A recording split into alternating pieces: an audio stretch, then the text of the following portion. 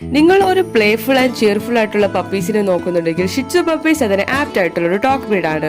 Shih Tzu ഒരു companion dog ആണ്. ഇവർ കിഡ്സ് ആയിട്ടും എൽഡർലി പീപ്പിൾ ആയിട്ടും വളരെ ഇണക്കവും ഫ്രണ്ട്ലിയുമായിട്ടുള്ള ഒരു ഡോഗ് ബ്രീഡ് ആണ്.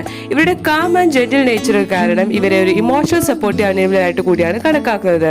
ഇതുപോലത്തെ top quality top pedigree lineage വരുന്ന പപ്പീസിനെ നിങ്ങൾ നോക്കുന്നുണ്ടെങ്കിൽ ഞങ്ങളെ ഇപ്പോൾ തന്നെ കോൺടാക്ട് ചെയ്യൂ.